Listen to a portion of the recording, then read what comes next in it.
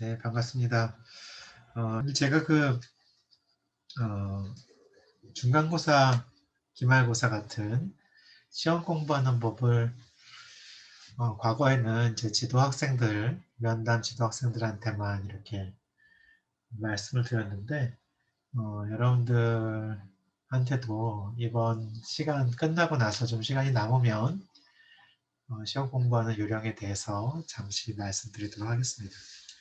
네, 그 끝까지 강의에 잘 남아 계시면 제가 시험 공부하는 비결이라고 하기에는 뭐 또 너무 평범한 것 같기도 한데 그런 요령을 좀 알려드리도록 하겠습니다. 엄정민 학생 처음 만났어요. 정빈아 반갑다. 오늘부터 우리 친구인데 너는 뭐 어떤 영화 좋아하니? 얘기를 했더니 뭐 무슨 영화 좋아한다고 얘기를 했어요. 어, 그 만약에 그렇게 해서 이 영화 그 영화 나도 좋아하는데 뭐 무슨 책 좋아하니 뭐 이런 거 막 얘기하다가 맞는 거를 이게 찾았다고 생각을 했죠. 그렇지만 다 맞는다고 볼 수는 없잖아. 그렇죠? 몇 개 입력에 대해서 뭐가 나온다고 해서 여러분들 이 프로그램이 원하는 것대로 다 수행된다고 알 수가 없는 거죠. 그렇죠? 심지어 어떤 옛날 제가 어디 학교 갔을 때 어떤 교수님이 한 얘기인데요. 어떤 프로그램에 여러분들이 1, 2, 3을 넣었어요. 1, 2, 3이 나왔어. 3, 2를 넣었어요. 1, 2, 3이 나왔어. 2, 3, 2를 넣었어요. 1, 2, 3이 나왔어요. 그럼 여러분들, 이거 소팅 프로그램인가 보다. 이렇게 생각할 수도 있겠죠? 이 프로그램을 열어봤더니, printf 1, 2, 3 이렇게 돼 있어요. 소팅 프로그램이에요? 아니죠. 컨스탄트 프로그램이죠. 자, 그러니까 여러분들 그 테스트를 가지고 이게 뭐다라고 파악하는 거는 사실은 한계가 있다는 거예요. 그래서 지난번에 소개해드렸던 거는 다익스트라가 얘기했었죠. 테스팅이라는 것은 우리가 이제 프로그램 개발하고 출시하기 전에 테스트에서 출시하죠. 그런데 테스트는 버그의 존재를 확인하는 데는 되게 유용하지만 버그의 부재를 확인하는 데는 거의 쓸모가 없다. 무슨 얘기인지 아시겠죠?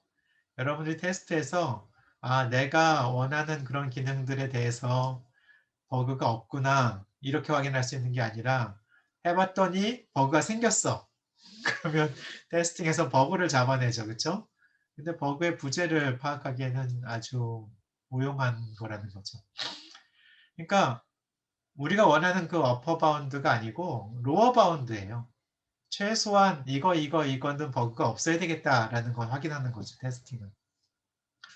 자, 그래서 의미론이 필요하다는 거죠. 의미론은 내가 원하는 거를 얘가 수행하는지 파악하고 싶은 거예요. 어려운 얘기죠. 사실은 여러분들 그 몇 개 테스트를 해볼 수 있지만 그걸 정말 정확히 알 수 있을까?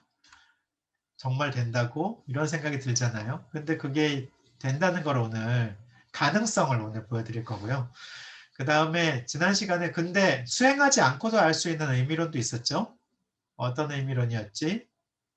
정적 의미론. 정적 의미론이 있었는데 그 정적 의미론은 나타내는 방법이 한 가지 있었어요. 여러분들 그 유명한 아트 오브 컴퓨터 프로그래밍으로 유명한 도널드 쿠누스 아직 살아있는 분이에요.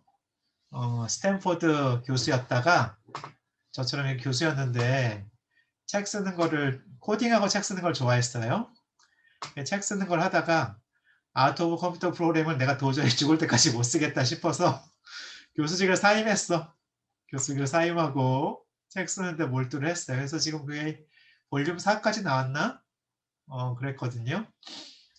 그래서 그 아트 오브 컴퓨터 프로그래밍은 책이 되게 두꺼워요. 컴퓨터 알고리즘에 대한 책인데 책 제목은 이거죠. 프로그래밍의 예술. 여러분들 이렇게 생각할 수도 있지만 예술이 아니라 기술이라는 뜻도 있어요. 프로그래밍 기법에 대한 책인데요. 책이 아주 두껍고 책이 아주 두껍고 볼륨이 4개나 되는데 그것과 관련된 설화, 뭐 그냥 후일담이 있는데요. 그 세상의 갑부 중에 한 명이었던 빌 게이츠가 자기 그 마이크로소프트에서 재직하고 있을 때 아트 오브 컴퓨터 프로그래밍을 다 읽은 사람은 마이크로소프트에서 뽑아주겠다. 이런 얘기를 했다는 그런 전설이 있습니다. 어쨌든 되게 두꺼운 책이고 다 읽기 어려운 책인데 그 사람이 주장했던 스태틱 시멘틱스가 있어요. 그 사람도 다이나믹 시멘틱스에 대해서는 크게 말을 안 했고 스태틱 시멘틱스가 있는데 그 방법이 어트리뷰트 그램마였죠. 그램마는 문법을 나타내니까 이 문법에 대한 그러니까 신텍스를 나타내잖아요. 그램마는 신텍스를 나타내니까 신텍스에 대한 여러분들 이렇게 나오나? 이렇게 신텍스를 나타내니까 신텍스에 대한 시멘틱스 그거를 어트리뷰트 이밸류에이션 룰로 나타내자. 각 그램마마다 우리가 어떤 이밸류에이션 룰을 나타내자는 게 그게 이제 도널드 크누스가 주장한 시멘틱스 표기 방법인데요. 그건 주로 정적 의미론을 나타내는 데 사용이 되고 아주 극단적인 사람들은 정적 의미론은 실제로 의미론이 아니라 신텍스를 그냥 확장한 것에 불과하다라고 주장하는 사람들도 있어요. 자, 그래서 오늘은 여러분들 동적 의미론을 살펴보려고 합니다. 혹시 지난 시간까지 한 내용에 대해서 질문 있으세요? 방청객들 혹시 질문 있어요? 없습니다, 교수님. 없습니다. 네, 좋습니다. 자, 그러면 오늘은 랭귀지 시멘틱스 파트 2가 되겠는데요. 여러분들 어제 제가 올린 그 강의 자료에서 그림이 옛날 거랑 똑같아서 2분을 여기 넣었어요. 2분. 혹부리 영감님, 여기 혹이 달려있죠? 혹이 달려있어요. 혹부리 영감님이죠? 여러분들 혹부리 영감님을 나중에 오늘 생각을 해야 될 텐데 제가 도대체 시멘틱스랑 무슨 관련이 있는지 여러분들 나중에는 알게 될 겁니다. 오늘 얻어가는 건 하나 있겠네, 그쵸? 혹부리 영감님의 재발견 하나 얻어갈 수 있겠습니다. 자, 오늘 그 배울 거는 사실은 오퍼레이셔널 시멘틱스, 디노테이셔널 시멘틱스, 엑시오메틱 시멘틱스인데요. 이게 제일 이해하기 쉬워요, 그나마.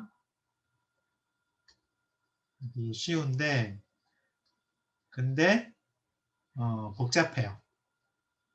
아주 매우 복잡할 수 있고요. 그래서 요 디노테이셔널 시멘틱스는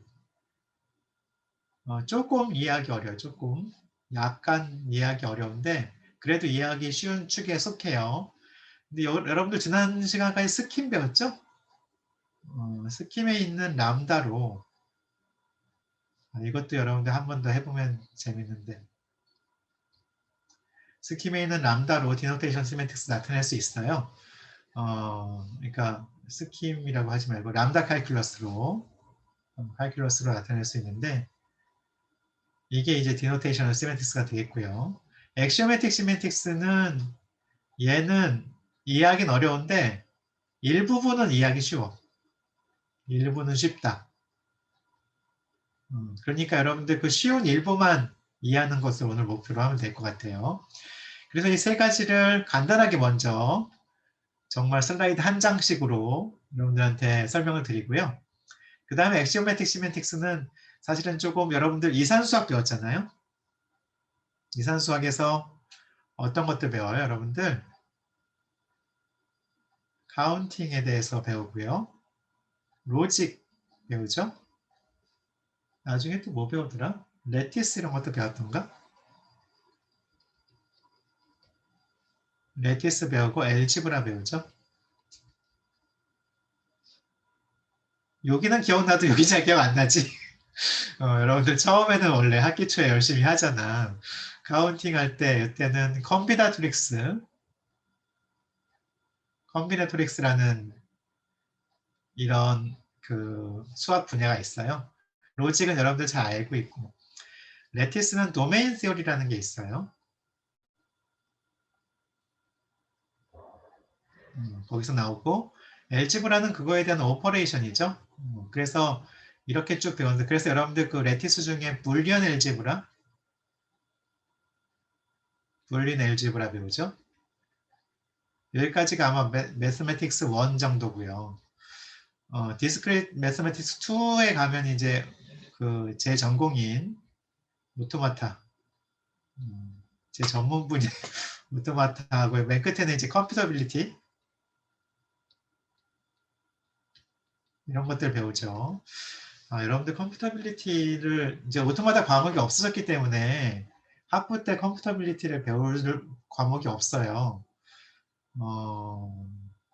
참 여러 가지로 참 그런데 오토마타 과목을 가르치는 교수님이 저랑 다른 교수님 두 분 있다가 한 교수님 퇴임하셨다 돌아가셨어요. 그 돌아가신 분 말고 이제 저밖에 없는데 제가 지난번에 그 PL하고 컴파일러 그 관계 얘기했었죠?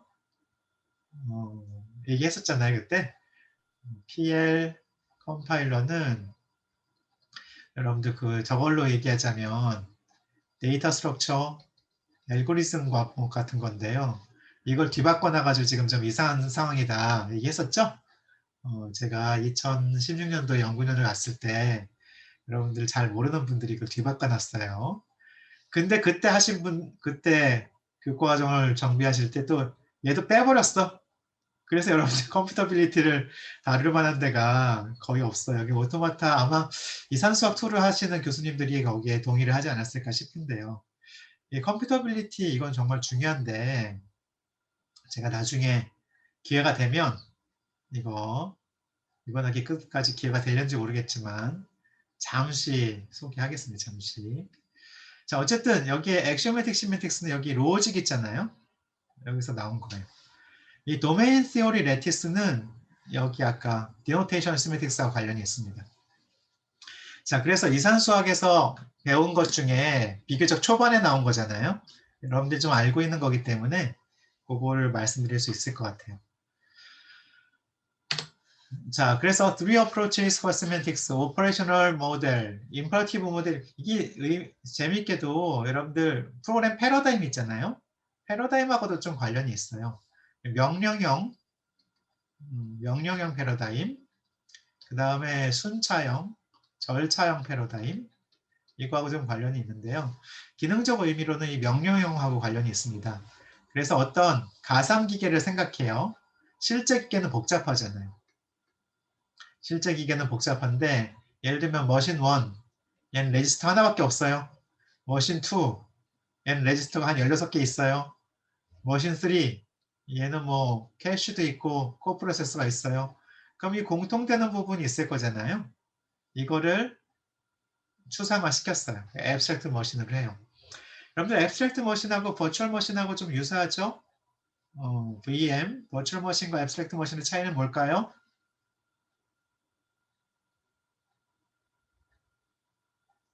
잘 몰라요. 튜링 머신은 뭐예요, 여러분? 튜링 머신? 앱스트랙트 머신이에요. 앱스트랙트 머신은 여러분들 상상 속에 있는 머신이에요. 여러분들 머릿속에 상상 속에 있는 머신이에요. 다만 버추얼 머신은 뭐냐? 버추얼 머신은 이거는 임플리멘테이션이 있는 거예요. 임플리멘테이션이 있는데 그게 소프트웨어적으로 있으면 버추얼 머신이라고 하고 하드웨어적으로 있으면 그냥 머신이라고 하죠. 리얼 머신. 무슨 말인지 아시겠죠? 어떤 프로세싱하는 단위인데 그래서 머신은 사실은 여러 가지 머신이 있지만 우리는 가상기계 생각했다는 거예요. 오퍼레이셔널 모델에서는 수학적인 기계예요. 수학적인 기계. 그리고 오퍼레이셔널 시멘틱스를 약간 디노테이셔널 시멘틱스로 가져오는 의미론이 빅스텝 시멘틱스가 있어요. 작은 단위 의미로는 옆으로 가는 화살표를 나타내고요. 디리베이션하고 비슷한 빅스텝 시멘틱스는 이런 화살표를 나타내요. 그래서 이런 화살표인데 앞뒤가 이제 뭐 그런데 어플리커티브 모델 이거 여러분들 함수형이죠. 함수형 프로그래밍이잖아요. 그거와 마찬가지로 디노테이셔널 시멘틱스는 값을 발현하는 얘기이기 때문에 의미 함수로 그걸 나타냅니다. 그래서 이거는 의미 함수를 나타낸 의미 함수를 프로그램의 디노테이션이다 얘기를 해요. 얘는 디노테이션이 뭐야? 이거야 하고 딱 가르쳐 주는 거 이거야 라고 알려주는 게 디노테이션 시멘틱스예요. 얘의 의미는 뭐야? 잠깐만 하나 실행해서 이렇게 실행되는 게 이거 의미야. 알려주는 게 오퍼레이셔널 시멘틱스. 액시오매틱 모델은 뭐냐면 효과를 파악해요. 이것은 효과. 그래서 어떤 프로그램의 의미는 뭐야? 프로그램의 의미는 이 프로그램의 의미는 이전에 이런 상태였는데 이런 조건을 만족해. 그래서 이 조건 1과 조건 2, 조건 1에서 이걸 딱 수행하고 나면 조건 2가 돼. 자, 여기 너 지금 여기 방이 지저분하지? 청소하기 전 상태에서 청소기 프로그램 수행하면 깨끗하게 정리된 프로그램이 청소한 방이 되는 거야. 이런 얘기예요. 무슨 얘기인지 아시겠죠? 그래서 얘는 그 논리하고 비슷해요. 논리형이라고 안 하고 논리 패러다임하고 비슷한데, 논리 패러다임은 좀 웃긴 게 이건 나중에 좀 소개를 드리겠지만 중간고사 끝나고가 되겠네요. 중간 과정은 별 중요하지 않아. 여러분들이 어떻게 해서 그 조건을 만족하는가는 중요하지 않아요. 그런데 만족한 그 결과가 중요한 거지. 그런 의미에서는 어플리커티브 모델의 값하고 좀 비슷하죠. 그래서 얘네 둘은 조금 좀 친구 같은 사이예요. 많이 친구 같은 사이인데 여러분들 얘는 훨씬 더 생소할 거예요. 나중에 보시면. 그렇지만 여러분들 이미 생소한 스킴을 봤기 때문에 쟤도 나중에 잘 알 수 있으리라 생각됩니다. 자, 그래서 이 조건으로 바꾸잖아요, 이렇게. 조건을 나타낼 때 어떻게 해요, 여러분들? 수로로 나타내지? 불리언 펑션이 프레디케이트라고 했잖아요. 여러분 스킴에서 배웠죠? 프레디케이트가 뭐라고? 몇 번을 물어보는데도 아직도 자, 우리 저기 방청객들 프레디케이트가 뭐예요? 수로입니다. 그러니까 수로가 뭐냐고.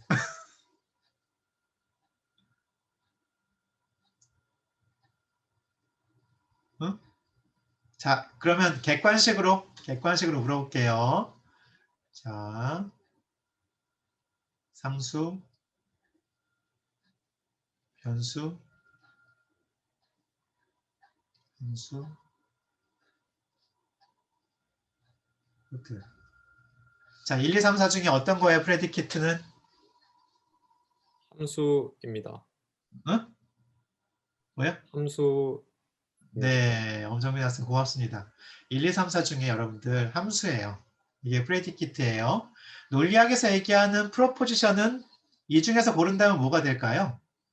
프로포지션, 명제. 이거지, 이거. true와 false를 알 수 있는 거죠? 컨스탄트잖아. 그 프레디키트는 함수인데 불리언 함수예요. 불린 함수. 그래서 어떤 그 수로를 가지고 현재 조건을 파악할 수 있는 거지. 자, 그래서 이 전의 조건하고 후의 조건을 수로로 나타낼 수 있겠죠? 그러니까 프로그램을 어떻게 생각하냐면 이 프레디키트를 바꾸는 프레디킷 트랜스포머로 생각한다는 거지. 수로 변환자로 생각한다는 거예요. 조건을 바꿔주는 거예요. 청소하기 전의 상태의 조건을 청소한 상태의 조건으로 바꿔주는 거죠. 그래서 얘는 중요한 게 프로그램 증명에 사용되게 돼요. 오, 증명해 준대요, 여러분들. 여러분들이 지금까지 배운 증명 중에서 제일 쉬운 증명 뭐 있어요? 뭐 있지? 문법과 관련 있는데 문법의 땡땡땡 증명. 여러분들 지금은 사라졌지만 옛날에 스펀지라고 있었죠. 스펀지. 스펀지라는 TV 프로그램이 있었는데 자 PL에서 하는 세상에서 제일 쉬운 증명은 문법의 땡땡땡 증명이다. 무엇일까요? 방청객들 대답이 없네요. 잘 모르겠습니다, 교수님. 박현정 학생이 아주 저음으로 모른다는 걸 이렇게 심각하게 얘기하다니. 예, 문법의 무슨 증명이냐면 모성 증명입니다. 왜 쉬워요? 파스트리 2개 나오는 거 찾기만 하면 되거든. 그쵸? 문법의 모호성 증명이 세상에서 제일 쉬운 증명입니다, 여러분들. 세상에서 제일 쉬운 증명 중 하나를 시험 문제 내주면 여러분들 너무 좋겠지, 그치? 나올 것 같아요. 아직 출제 안 했지만. 자, 오퍼레이셔널 시메틱스 보시죠. 오퍼레이셔널 시메틱스는 실제 컴퓨터와 유사한 가상기계라고 했지만 실제로는 이게 가상기계가 아니라 뭐라고? 추상기계. 추상기계. 추상기계라는 거 하면 여러분들 추상하면 뭔가 좀 딱 잡히지 않은 이런 생각이 들죠? 그런 게 왜 그랬냐 하면 여러분들 그 미술가들 때문에 그렇지.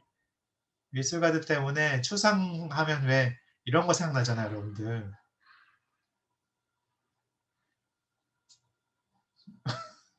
이런 피카소의 그림 이런 거 생각나잖아요, 그렇죠?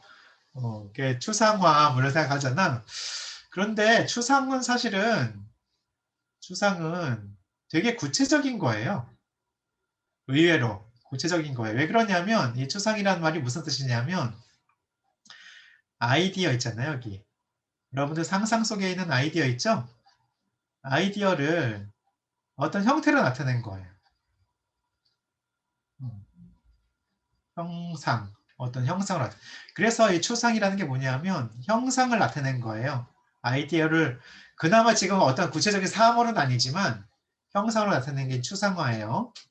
그래서 뭘 추상화하냐면 스테이트하고 스테이트 트랜지션 메커니즘을 추상화하죠. 여러분들 컴퓨터가 어떤 상태 있잖아요. 메모리 스테이트가 있죠. 그쵸?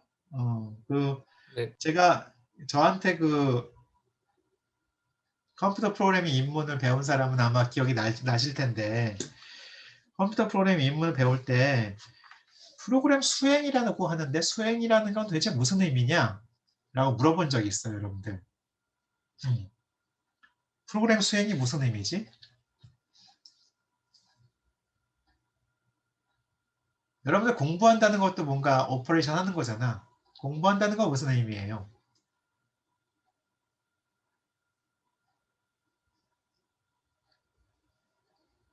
잘 모르겠어요. 오늘 그거는 알아가자, 그쵸? 그거 하나는 알아갑시다.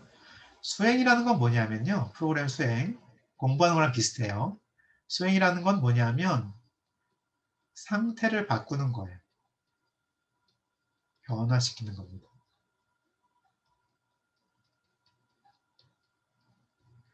자, 생각해 보세요, 여러분들. CPU가 한 사이클 돌잖아요. 한 사이클 돌면 어떤 일이 일어나요? 레지스터의 내용이 바뀌든 메모리의 내용이 바뀌든 뭔가 바뀌죠, 그렇죠? 여러분들 공부한다는 건 뭐예요? 공부한다는 거는 여러분들 머릿속에 두뇌의 상태가 바뀌어야 돼요. 상태가 변화하는 것을 얘기해요. 그래서 그 전에는 여러분들 이 수업을 듣기 전에 이 슬라이드에서 이 설명을 듣기 전에는 수행하고 상태하고는 별개의 아일랜드였어요. 수행이라는 거는 그냥 프로그램 수행한다는 의미로 쓰고 상태는 내가 지금 오늘 상태가 안 좋다 이런 의미로만 썼지. 근데 수행하고 상태가 연결이 됐죠. 어떤 컨셉트로. 연결이 돼야 됩니다. 지금 여러분들. 연결이 됐죠? 이게 공부야. 이전에 별개로 있던 것들이 하나로 이렇게 연결되는 듯한 느낌이 생기는 거예요. 그러니까 지금 이 커넥션 여기 하나 생겼잖아요. 새로. 이게 공부예요. 자, 그러면 상태를 변화시키는데 그 상태는 뭔가 생각해 보면 되겠죠? 나중에 배우겠지만 수학적으로 상태는 바인딩이거든요. 바인딩. 밸류 바인딩 생각할 수 있어요. x라는 거의 값이 0이었어. 0이었는데 수행한 다음에 x에다 2를 어사인했으니까 1로 바뀌겠지, 그치? 이 바인딩이 상태거든요. 자, 그래서 이 바인딩을 바꿔주는 거예요. 그러니까 스테이트는 뭐냐? 메모리, 레지스터, IO 디바이스는 이 바인딩을 생각하면 되겠다. 이게 스테이트고요. 스테이트 트랜지션 메커니즘은 그 상태의 트랜지션 생각하면 돼요. 여기 지금 더블 에로 나오잖아요. 데리베이션에 썼던 거랑 똑같은 기능인데 이게 스몰 스텝 시멘틱스가 있죠. 스텝 시멘틱스. 자, 그래서 이 인스트럭션이 여기 있어요. Z에다 X를 어사인하고 X에다 Y 어사인하고 Y에다 Z 어사인한 이 인스트럭션 시퀀스가 있습니다. 얘는 인스트럭션이죠. 자, 이런 인스트럭션, 즉 프로그램, 이 프로그램의 의미는 뭐냐면 자, X에 5가 있었지, Y에 7이 있었지, Z에 0이 있었지, 뭐 이렇다고 해보자. 지금 여기 X, 5, 7, 0은 여러분 제가 마음대로 한 거고요. 여러분들이 일반적으로 하고 싶으면 여기다가 X벨, VX가 있고, 얘는 VY가 있고, 얘는 VG가 있고, 이렇게 있다고 해도 상관없어요. 무슨 말인지 아시겠죠? 자, 그런데 인스트럭션 하나 수행했어요. 첫 번째 인스트럭션 수행했어. Z에다 X를 어사인 하래요. 그럼 어떻게 돼요? X 값이 5였는데 이게 0이 5로 바뀌겠지, 그치? 맞아요? 네. 네. X에다가 Y를 어사인 하래요. X에다 Y를 어사인하니까 Y가 7이었는데 여기 이렇게 바뀌겠지, 그치? 상태가 바뀌잖아요. 그쵸? Y에다가 Z를 어사인 하래요. Y에다 Z. Z가 5였는데 이걸 여기다 어사인 하래요. 바뀌었죠? 프로그램 수행이 끝났지? 이 상태로 바뀌는 것이 그게 이 프로그램의 시멘틱스야. 얘기해 주는 거죠. 아시겠습니까? 자, 여기서 지금 한 거는 이거 스몰 스텝 시멘틱스라고 했죠? 그래서 여기 뭐 G는 X 뭐 이런 시멘틱스가 있고요. 여기 상태 이니셜 스테이트가 있어요. X는 O 이런 스테이트가 있는데 이게 나중에 어떤 스테이트로 바뀌냐면 여기 인스트럭션 없고 X는 7 이런 상태로 바뀌잖아요. 여기서 여기까지 세 단계 거쳐서 바뀌죠? 그거를 이걸로 나타내는 게 빅스텝 시멘틱스예요. 여기서 이렇게 바뀌는 거. 아시겠죠? 자, 그러면 여러분들 그 상태 변화를 이렇게 나타내는데요. 여기 보시면 이 상태 변화가 프로그램의 의미를 파악하는 것하고는 그다지 큰 상관이 없을 수도 있어요. 왜냐하면 더 많은 걸 포함하고 있거든요. 더 많은 걸 포함하고 있어요. 그러니까 여러분들 아까 그 VX, VY를 했다 칩시다. VX, VY를 하면 이 VY가 여기 되는 거죠. 수행하고 나면 VY가 여기 들어가고요. Y에는 VX가 들어가는데 추가로 Z에는 VX가 들어가죠. 그렇죠? 그런데 여러분들이 원했던 의미는 그게 아닐 수도 있어. 원했던 의미는 야 X가 VX고 Y가 VY였는데 얘 수행하고 나면 X가 VY가 되고 Y가 VX가 되는 거거든. 그러니까 이 프로그램의 의미는 실제로는 두 베리어블의 값을 수합하는 거야, 바꾸는 거야. 이런 의미일 수도 있겠지. 그런데 그 의미는 상태 변환에 반영이 돼 있는 거죠. 구체적인 의미는 여러분들이 찾아야 될 수 있겠죠. 무슨 말인지 아시겠죠? 네, 그게 오퍼레이셔널 시멘틱스가 되겠습니다. 자, 디노테이셔널 시멘틱스는 뭐냐? 프로그램의 의미를 함수로 파악해요. 여러분들 함수를 나타내는 방법. 얘는 디노테이션이라는 게 뭐냐면 디노테이션. 프로그램의 값이 뭔데 이 얘기하는 거예요. 값. 그래서 프로그램의 값을 파악하려다 보니까 람다 익스프레션으로 그렇게 한다는 거죠. 함수 값을 나타내는 방법이 이거니까. 람다 표기로 함수 값을 나타낼 수 있잖아요. 함수 값을 나타낼 수 있기 때문에 디노테이션 시멘틱스랑 아주 유사합니다. 디노테이션 시멘틱스에서는 여기는 지금 이렇게 돼 있지만 여러분들 이 괄호 있죠? 이 괄호를 써요. 이 괄호의 여기는 구문이고요. 구문이고 여기에 의미 함수가 있는데 그럼 이 구문의 의미는 어떤 값이 나오는 거예요. 이런 형태예요. 그래서 여기 의미 함수는 의미 영역의 값을 다루는 함수예요. 의미 영역의 값을 다루는 함수고 표기적 의미로는 구문에 해당되는 의미 영역의 값을 반하는 의미 함수들로 구성된다. 자, 지금 여기 이렇게 쓰니까 여러분들 이게 좀 의아할 수 있는데요. 여기 또 다른 의미 인수가 있을 수도 있어요.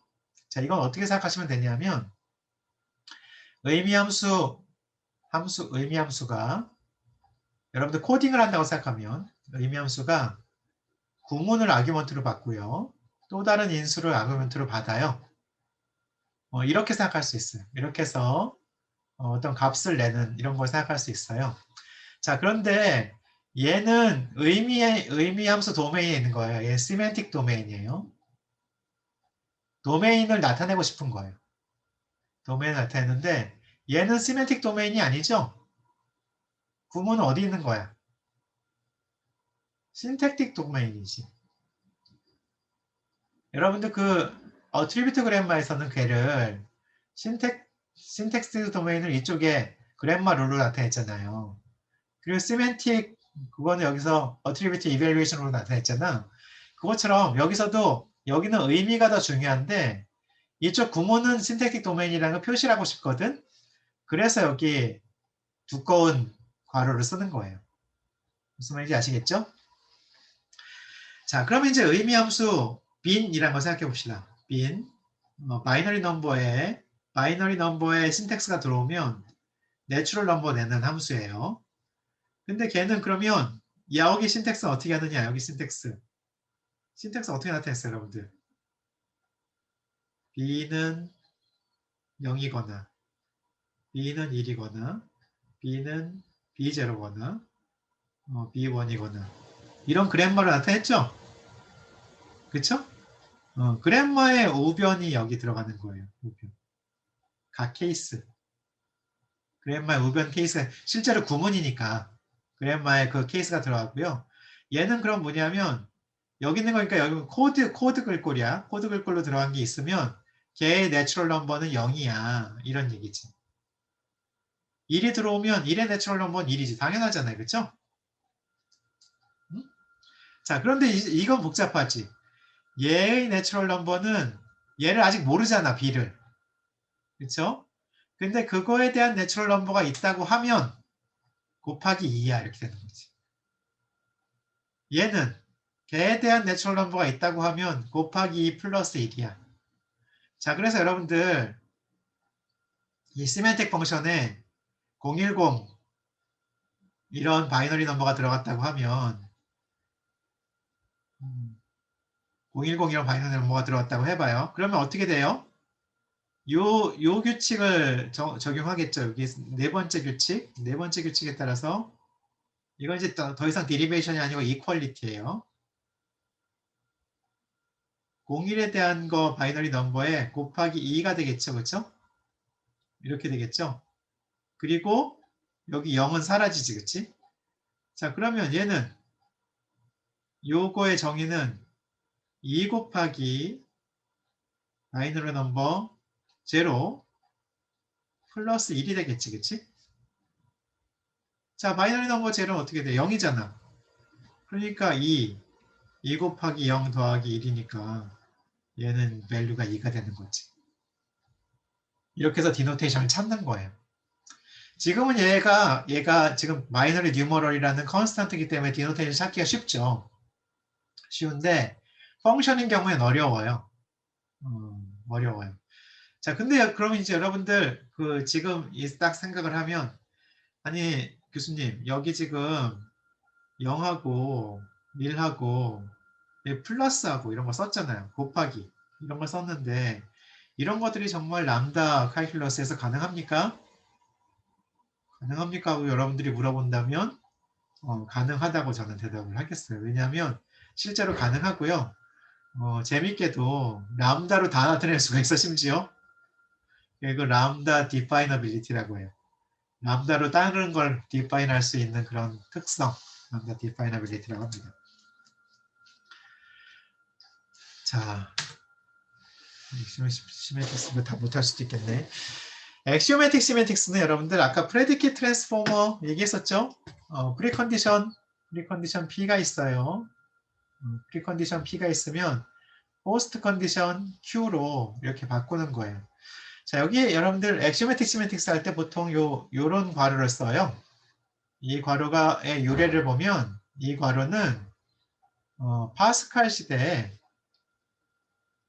파스칼의 주석이에요. 주석. 그러니까 C로 따지면 이거지 이거거든요. 파스칼의 주석은 저것도 있지만 이것도 있었어요. C 스타일로 이렇게 돼서 이런 주석도 있거든요. 근데 이게 파스칼에서 주석이었어요. 주석, 커멘트. 그러니까 프로그램에 앞뒤로 커멘트를 넣는 거예요. 아, 여기는 이런 조건이야. 여기는 이런 조건이야 하고 커멘트를 넣는 걸로 시작을 했던 거지. 자, P는 프리컨디션이라고 해서 프로그램 수행 전의 조건, Q는 프로그램 수행 후의 조건. 그래서 만약에 여러분들이 사전 조건을 입력 스펙, 입력 명세로 보고 사후 조건을 출력 명세로 간주할 수 있다면, 그러면 여러분들이 이거를 정말 명확하게 어서션 할 수 있다면 이 프로그램은 correct 프로그램이지. 이런 입력을 저런 출력을 낸다는 거니까 correct 프로그램이잖아요. 그렇죠? 그것이 이제 Axiomatic Semantics의 가장 큰 기여가 되겠습니다. 자, Axiomatic Semantics를 이해하려면 여러분들 Axiomatic 시스템을 알아야 돼요. Axiomatic 시스템. 시스템 하니까 좀 되게 복잡해 보이죠? 복잡해 보이는데 별로 복잡하지 않아요. Axiomatic 시스템은 뭐냐? A set of axiom이에요.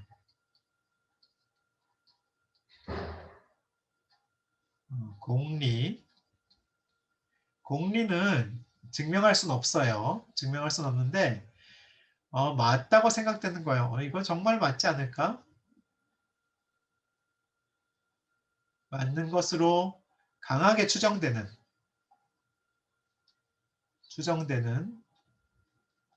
원리라고 생각하시면 돼요. 그거를 공리라고 합니다. 그래서 엑시옴이라는 거는 여기 공리되어 있는데 assertions are considered to be correct. correct인데 증명은 안 했고 사람들이 맞는 것 같아. 이런 얘기죠. 가정과 결론의 형태를 갖는 공리가 있는데요. 그런 엑시옴을 특별히 룰이라고 해요. 룰은 이 set of 엑시옴 중에 어떤 거는 룰이 있는데요. 룰은 여러분들 가정과 결론이에요. 근데 가정과 결론 이런 식으로 분수 형태로 써요. 가정이 만족되면 결론이다. 분수 형태로 써요. 이렇게 분수 형태로 나타낸 건 룰이에요. 자, 액시오매틱 시스템은 그럼 뭐냐? set of 액시옴이에요.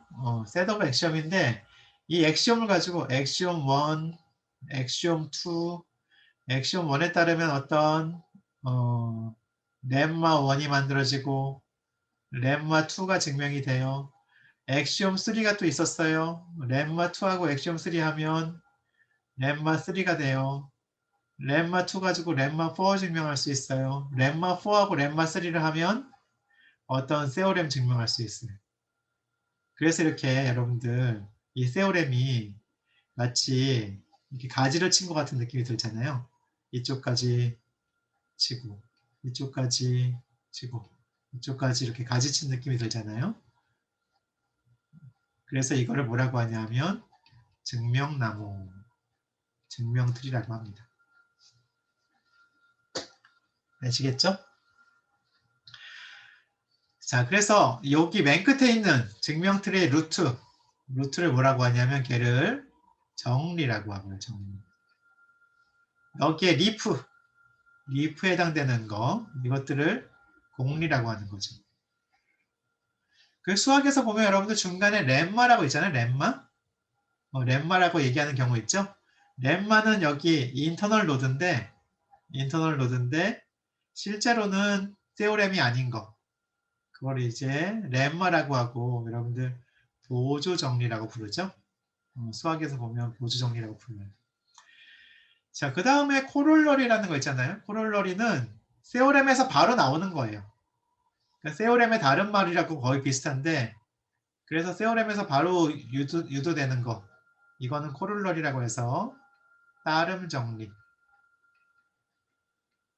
배우죠. 그래서 여러분들 대학교 와서 여러분들 수학을 배우는 거는 사실은 증명에 대해서 배워요.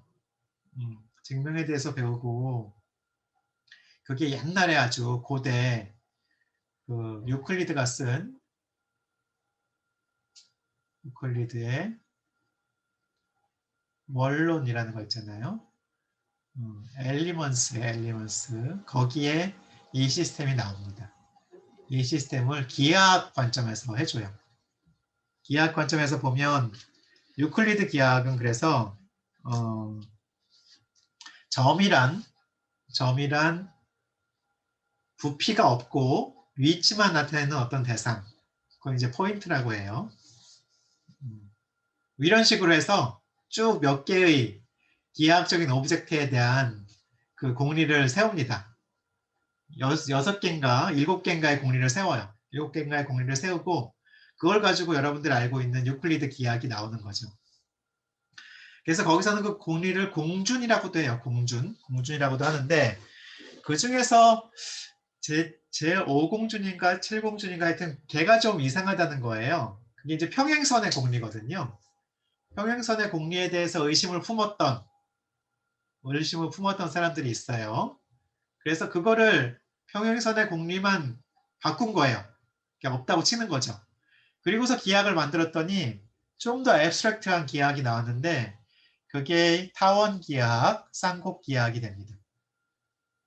그래서 타원 기하학에서는 이제 원래 평행선의 공주는 한 점을 지나고 한 선에 평행한 직선은 하나밖에 없다거든요. 유클리드 기하학에서는. 이렇게 만나지 않는다예요. 만나지 않는데 근데 하나밖에 없는 건 맞는데 만난다라고 한 게 타원 기하학. 맨 끝에 가면 만난다고 한 게 타원 기하학이고 하나밖에 없는 게 아니고 만나진 않는데 여러 개가 있다. 그 이제 맨 끝에 발산하는 게 여러 개가 있다고 보는 게 쌍곡 기하학이에요. 그래서 이제 기하학이 여러 개로 이제 갈리게 되죠. 그래서 여러분들 그쪽 기하학에서도 또 유용한 그런 결과들이 또 나온다고 하죠. 그래서 이게 이제 수학의 핵심이 되고요. 그걸 이제 우리 그 수학적인 걸 우리 수학을 할 건 아니에요. 수학적인 이론을 그 체계를 가져오는 거예요. 프로그래밍 언어로 가져와서 보겠다는 거죠. 자, 그래서 여기서 생각하는 조건은 위키스트 프리 컨디션이라는 걸 생각해요. 그래서 이거를 이제 최약 사전 조건이라고 하는데 가장 루즈한 사전 조건이죠. 그러니까 여러분들 이거를 어떻게 생각하시면 되냐면 여러분들이 그 부모님하고 딜할 때 그때 생각하시면 돼요. 부모님하고 딜할 때 아버지가 여러분들 그 문수빈 학생 네. 어디 갔어? 우리 방청객. 네. 요즘 제일 필요한 게 뭐야? 필요한 물건? 제일 필요한 거요. 뭐 아이패드가 하나 필요하다고 합시다. 문수빈 학생이 아이패드 미니를 사고 싶어요. 근데 이제 재력이 안 돼서 못 사고 있죠? 문수빈 학생이 아빠 아이패드 사줘 하고 막 졸랐어요. 그랬더니 아빠가 귀찮다고 하다가 그래 수빈아 네가 그러면 이번에 프로그래밍 언어 시험에서 90점 맞으면 아빠 사줄게. 이렇게 얘기를 했어요. 그러면 이제 조건이죠 여러분들. PL 90점. PL이 90점 이상이면 여러분들 뭐가 나와요? 아이패드가 나오지. 아이패드가 존재하는 게 나오잖아요. 자, 근데 여러분들 그 문수빈 학생이 얘만 한 게 아니고 얘만 하면 아빠 근데 90점에서 1점 모자라면 어때? 89점이면 그때는 안 사줄 거야? 아빠가 마음이 좀 약해지죠? 좋아 그럼 89점? 89점도 89점만 돼도 사줄게. 88점은 점점 딜을 하죠 이렇게. 88점이어도 아이패드 사준다 이렇게 얘기하죠. 그 여러분들이 조건이 지금 몇 개 있죠?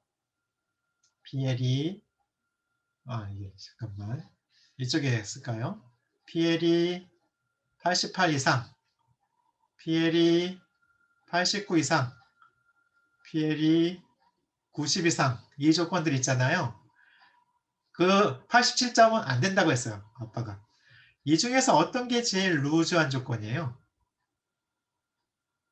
문수빈 학생이 원하는 조건이지, 그치? 가장 약한 조건은 88점 이상이지.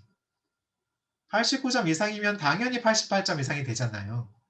90점 이상이면 당연히 89점 이상, 88점 이상이 되잖아요. 그렇죠? 이게 포함 관계가 되잖아요. 그래서 얘가 아빠가 한 거 조건 중에 얘가 가장 약한 조건이죠. 그래서 이걸 찾는 거예요. 가장 약한 조건이란 결국 뭐냐? 만족하기 쉬운 조건이에요. 더 만족하기 쉬운 조건이죠. 얘를 한번 봅시다. 여기 서메이션 2x 플러스 1이 1을 수행한 다음에 그걸 썸에다 저장했어요. 썸이 1보다 크게 하고 싶어요. 아주 강한 조건 하나 생각해. x가 50 이상이면 그러면 얘는 100이 되고 100일이니까 당연히 1보다 크죠. 그렇죠? x가 10 이상이면 20 플러스 21이잖아요. 썸이 21 이상이 되겠죠. 그러니까 당연히 1보다 크지. 그래서 제일 약한 건 뭐예요? x가 0 이상이 돼야 되지. 0 이상이 아니라 0 초과가 돼야 되지. 0 초과가 되면 얘는 0 초과고 얘는 1 초과가 되겠죠. 그렇죠? 그래서 얘가 이런 조건들 중에서 px가 여기 이게 위키스트 프리컨디션이라는 거죠. 위키스트 프리컨디션이에요. 그래서 이 위키스트 프리컨디션 어떻게 나타내냐면 얘하고 얘 두 개의 페어로 나타내요. 프로그램하고 포스트 컨디션에서 위키스트 프리컨디션 오브 프로그램 포스트 컨디션이 여러분들 원하는 거는 뭐냐 하면 이게 프리컨디션이 되기를 바라는 거죠. 자, 그 얘기는 뭐냐? 여러분이 x가 0 이상인 조건만 만족해주면 이 프로그램은 여러분들이 원하는 퍼스트 컨디션을 내준다는 거예요. 그 얘기죠? 문수빈 학생이 88 이상만 만족해주면 아이패드가 생기는 거지, 그치? 그러면 그건 올바른 코드라는 거예요. 올바른 프로그램. 그래서 위키스트 프리컨디션의 임플리케이션이란 뭐냐면 만약에 위키스트 프리컨디션이 여러분들이 원하는 인풋 스펙으로부터 추론돼요. 인풋 스펙이 더 강력한 조건이었어. 그 인풋 스펙을 만족하면 위키스트 프리컨디션이 만족이 돼. 그러면 여러분들은 어떻게 돼요? 여러분들의 프로그램은 그 상황에서 실행이 되겠지? 그럼 여러분들이 원하는 퍼스트 컨디션이 나오죠? 그러면 커렉트 프로그램이지. 그렇죠? 뭐 예를 들어봅시다. 여러분들 여기 인풋 그럴 리는 없겠지만 인풋 스펙에 스터디 시멘틱스를 스터디하고 나면 그랬더니 스터디 시멘틱스를 했더니 PL이 88이 나왔어요.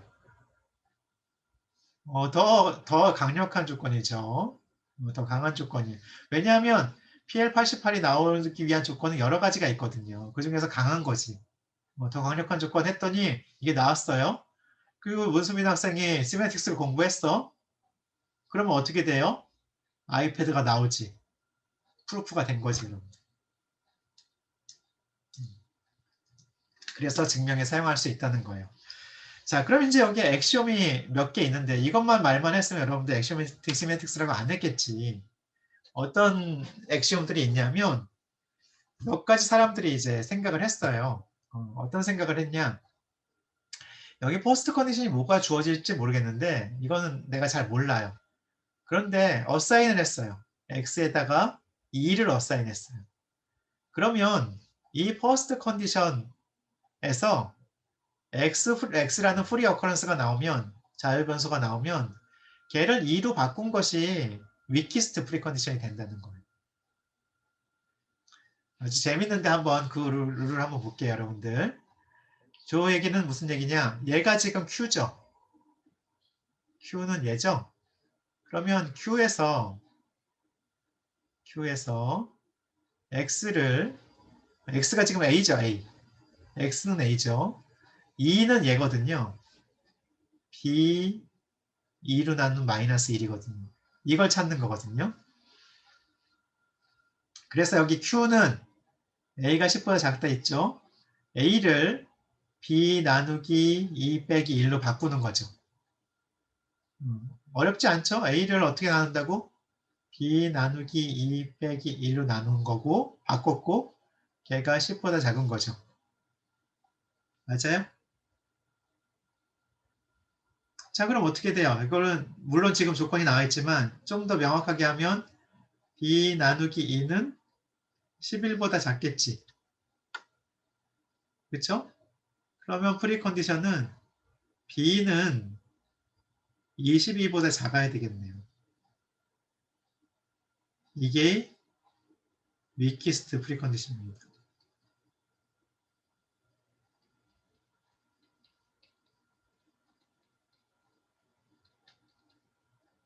신기하죠, 여러분들? 신기하죠? 재밌죠? 토니 호어가 처음에 생각해낸 거예요. 토니 호어는 여러분들 뭘로 유명하냐면 여러분들 C 라이브러리에도 있는 퀵소트로 유명해요. 근데 이 퀵소트 그거를 제가 지난해 CSTD에서도 얘기했지만 퀵소트에 대한 오해 몇 가지 얘기하면 order of n square예요. worst time complexity는. 그리고 average time complexity가 order of n log n이에요. 그래서 worst를 n square가 아니라고 생각하면 여러분들 안 돼요. 이게 이제 첫 번째 오해고, 두 번째 오해는 이름. 이걸 다른 사람들이 빠른 소트 아니면 뭐 빠른 정렬 이렇게 하는 사람들이 있어요. 근데 그렇지 않아요. 이거는 그냥 여러분들 퀵소트라고 불러야 돼요. 왜냐하면 이 퀵소트 논문을 보시면 QUICK 소트라는 것이 한 단어로 되어 있어요. 무슨 말인지 알겠죠? 이름을 그렇게 붙인 거야. 이름을 그렇게 붙인 거야. 여러분들 어디 식당 가봤더니 식당에 식당 간판이 이럴 수 있잖아요. 식당 간판이 맛있는 식당 이렇게 붙어 있을 수 있잖아, 그렇죠? 이름이 그런 거죠. 실제 가서 먹어봤더니 맛이 없을 수도 있잖아. 그런 거나 마찬가지. 두 번째 오해예요. 어쨌든 이 퀵소트를 만들었던 토니 호어란 사람이 CAR이구나. 호어란 사람이 만들어낸 그 사람이 이제 논문을 썼죠, 처음에. 그 전에 여러 사람들하고 논의를 했겠지. 그래서 그게 이제 여기 Axiomatic Semantics 여기 나옵니다. 토니는 뭐의 약자인지 아세요, 여러분들? 앤서니예요, 앤서니. 앤서니를 토니오라고 하고, 그 다음에 뭐 또 있더라? 베키인가?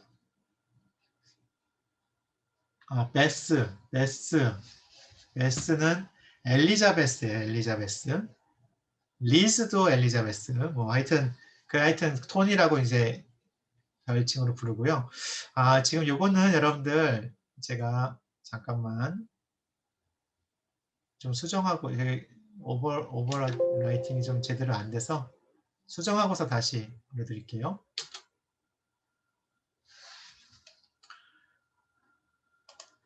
여러분들 거기에도 지금 잘못됐을 건데 제가 이거를 수식을 예쁘게 했거든요. 예쁘게 한 다음에 안 바뀌어가지고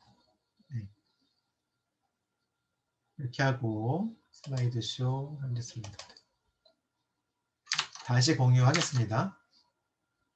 어디 갔어?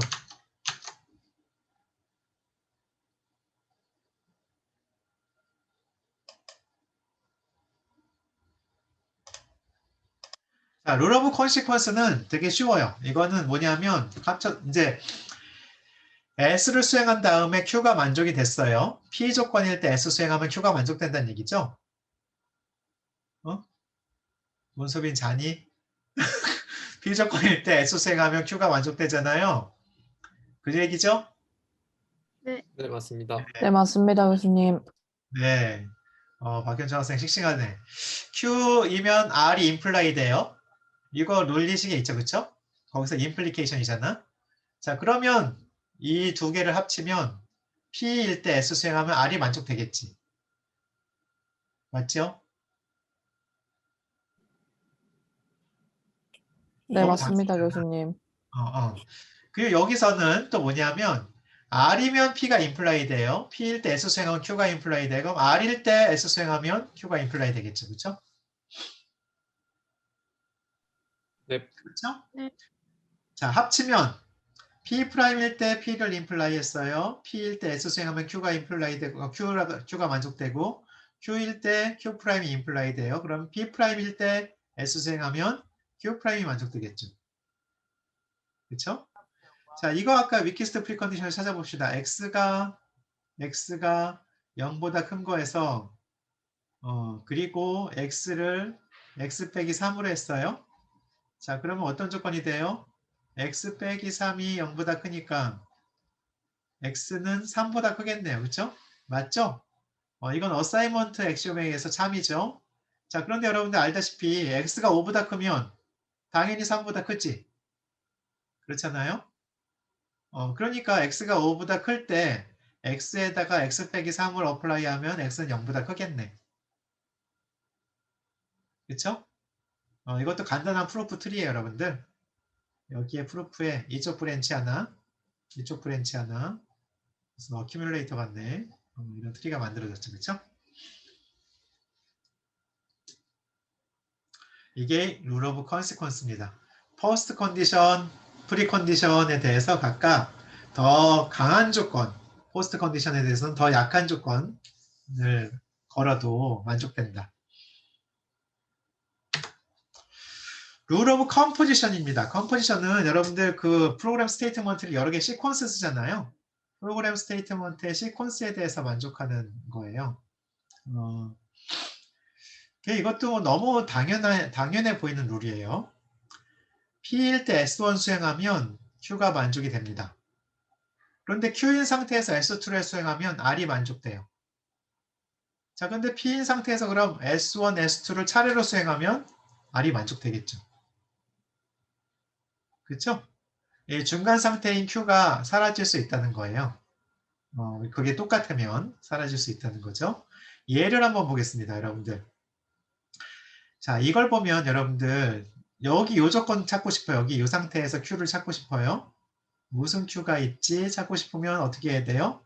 위키스트 프리컨디션 이 스테이트먼트를 수행하고 났을 때 X가 10보다 작기 위한 위키스트 프리컨디션은 X가 10보다 작다 해서 X 대신에 Y 플러스 3을 X 대신에 Y 플러스 3을 대입한 거가 되겠죠?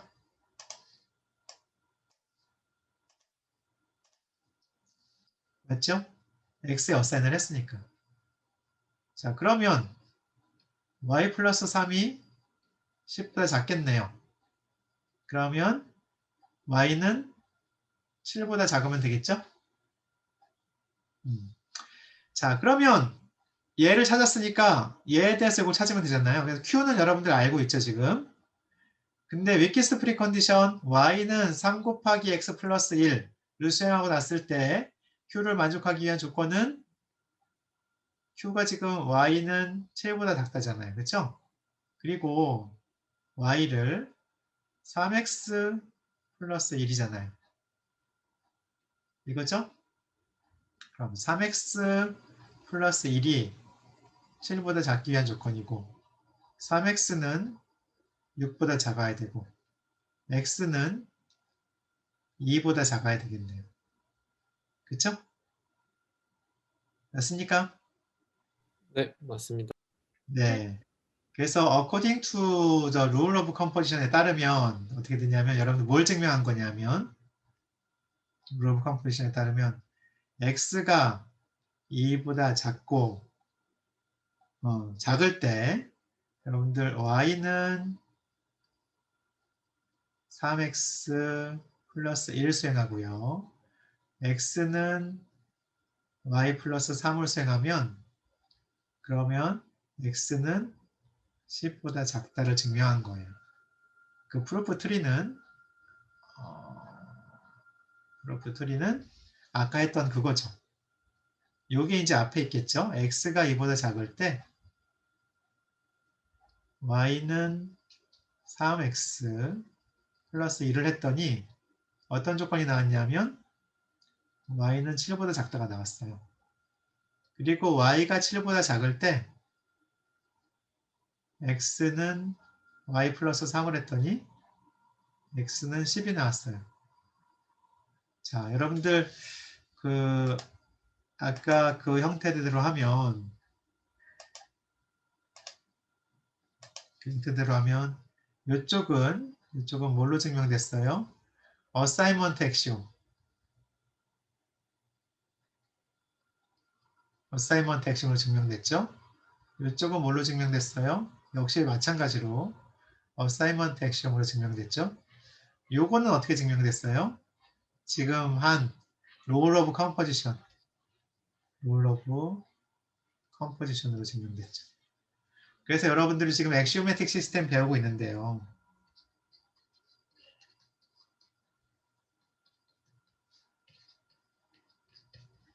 액시오매틱 시스템은 뭘로 구성되냐 하면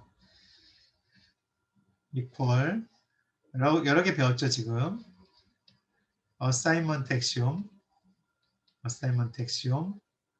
rule of consequence 지금 배웠고 rule of composition 조금 더 배울 거예요. 아, 오늘 호쿠리 영감님 얘기 못하겠네 여러분들. 안타깝습니다. 호쿠리 영감님 얘기 오늘 해야 되는데 다 할 수가 없네 지금 시간상 다 할 수가 없고. 여러분들 여기까지 혹시 질문 있습니까?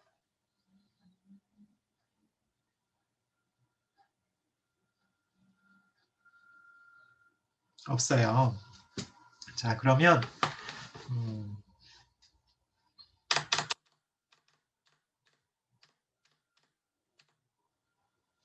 잠깐만 요약할게요. 다이나믹 시멘틱스 세 가지 배웠어요. 세 가지 배웠는데 오퍼레이셔널 시멘틱스, 액시오매틱 시멘틱스, 디노테이셔널 시멘틱스 배웠는데요. 오퍼레이셔널 시멘틱스는 상태 변화를 한다. 그래서 여러분들 명령형하고 관련이 깊고요. 명령형하고 관련이 깊고 액시오매틱 시멘틱스는 포스트 컨디션, 프리 컨디션의 관계에 집중한다. 관계에 집중해서 얘는 뭐하고 관련이 깊냐 하면 논리 패러다임하고 관련이 깊고요. 디노테이셔널 시멘틱스는 시멘틱 도메인의 특정 값과 관련이 깊다. 그래서 얘는 함수형 하고 관련이 깊습니다. 그리고 여러분들 액시오매틱 시멘틱스에서 셋 오브 액시옴 중에 일부 액시오매틱 시스템의 어사이먼트 액시옴 그 다음에 룰 오브 컨시퀀스 룰 오브 컴포지션 이거 배웠고요. 나머지 몇 개 더 배워서 여러분들 그 액시오매틱 시멘틱스 완성할 수 있는데요. 그 나머지 몇 개는 아무래도 중간고사 끝나고 아니다. 여러분들 중간고사 전에 비디오 강의가 한 번 있지 않나? 그러네. 중간고사 수요일이잖아. 그쵸? 월요일 비디오 강의가 있겠네. 그래요, 여러분들. 왜? 채팅에 무슨 얘기했어?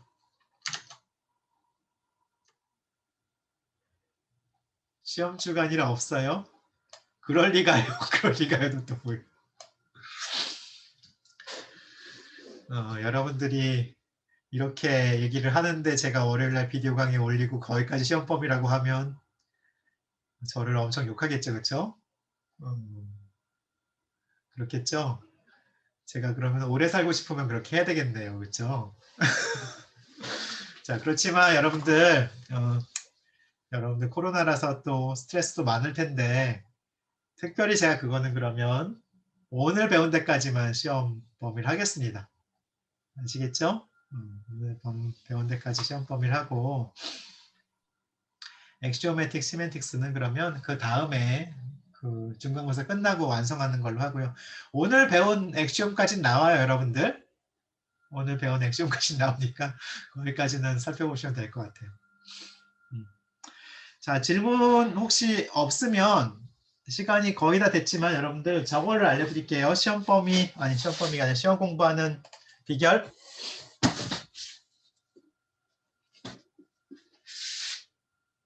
자, 여러분들 그 시험 공부하는 비결은 여러분들이 시험 공부하는 걸 먼저 시뮬레이션 해볼게요. 지금 이게 컴파일러 책인데 컴파일러 공부한다. 그럼 어떻게 해요, 여러분들? 도서관을 예약하지? 가서 도서관에 가서 쫙 펼쳐가지고 처음부터 쫙 봐요. 하나씩 이렇게 쭉 보죠. 이렇게 쭉 보잖아요. 그렇게 공부하시면 안 됩니다. 시험 공부는. 그렇게 하면 어떤 일이 발생하냐면요. 시험 범위가 만약에 챕터 한 6까지였어요. 이 정도까지 시험 범위였어요. 그런데 여러분들 챕터 2까지만 열심히 보다가 시험에 들어가게 돼요. 그러면 시험 문제는 6까지 골고루 나오겠죠? 그러면 재수가 좋으면 한 40점 나오겠지, 그치? 그렇게 공부하시면 안 되고 어떻게 공부하셔야 되냐면 시험 공부할 때는 여러분들이 책의 앞면에 보면 목차가 나와 있죠? 테이블 오브 컨텐츠 없으면 여러분들 목차가 없는 책이 설마 있겠냐만 없으면 여러분들 직접 목차를 만드세요. 만드세요. 자, 그리고 그 목차 하나마다 그 목차에 있는 챕터 있죠? 챕터 하나마다 여러분들 백지를 하나씩 가져오는 거예요. 백지. 빈 종이를 하나 가져와요. 빈 종이. 백지를 이렇게 놓지 말고 가로로 놓습니다. 가로로 놔요. 가로로 놓고 뭘 하냐면 그 목차 제목을 여기다 써요. 제목을 여기다 써요. 가운데다가 제목을 하나 써요. 그리고 여러분들 그 제목만 보고 노트 보지 말고 책도 보지 마세요. 제목만 보고 생각나는 거 있죠? 생각나는 개념. 그거를 그 가운데 제목에 브랜치로 마치 여러분들 트리 그리듯이 브랜치로 거기다가 하나씩 써놔요. 아시겠어요? 그리고 그거에 대해서 여러분들이 과제가 나왔거나 아니면 내가 만약에 교수님이라면 이거에 대해서 무슨 문제를 낼 수 있을까 생각을 해봐요. 여러분들이 출제를 하는 거지. 그래서 이제 여기다가 막 이렇게 출제를 해요. 출제를 해보고 그런 다음에 여러분들 그러면 이런 백지가 몇 개 생기겠어요? 챕터가 한 7챕터다. 7장 있겠죠? 여러분들 7장의 백지가 있는 거예요. 그 백지에 뭔가 채워져 있겠지. 자, 그런데 어떤 거는 많이 채워져 있어요. 어떤 건 많이 채워져 있고 어떤 거는 거의 안 채워져 있는 거의 챕터 제목만 있는 게 있어. 그런 챕터가 있어요. 그 챕터가 어려운 챕터예요. 챕터 제목만 있고 내가 채울 수 없는 거 있잖아요. 생각되는 연관된 개념을 쓸 수 없는 거. 그 챕터는 어려운 챕터고 그걸 집중적으로 봐야 돼요, 여러분들. 그리고 여러분들 왜냐하면 여러분들의 실력 차이는 거기서 나는 거예요. 시험 성적의 차이는. 다 아는 거는 다 써요. 다 쓰는데 좀 어려운 거 있잖아요. 거기에서 실력 차이가 나는 거죠. 그리고 여러분들이 어떤 거는 챕터의 개념을 썼는데 이게 도대체 뭔지 모르는 부분들이 있어요. 그건 어려운 개념이에요. 거기를 집중적으로 봐야 돼요. 그래서 여러분들이 책을 아까 이제 처음부터 이렇게 봤었죠? 그렇게 하지 말고 이제는 여러분들 7장의 지도가 있죠? 7장의 맵이 있는데 그 맵을 보고 찾아가는 방식으로 공부를 합니다. 내가 여기 못 쓰게 돼 있는 거 있잖아요. 못 쓰게 돼 있는 거는 그 목차를 일단 봐요. 목차를 보고 좀 채울 수 있는 게 있나 봐요. 보고서 채워보시고 그래도 무슨 개념인지 잘 모르겠으면 거기로 바로 점프하세요. 점프해서 거기는 내용을 보고 그래도 이해가 안 되면 앞에 조금씩 보고 이렇게 하는 거예요. 아시겠습니까? 그 공부하는 비결 얘기한다고 5분 지났습니다. 아유, 미안합니다. 여러분들 더 질문이 없으면 모두들 열심히 공부하셔서 좋은 결과 얻길 바라고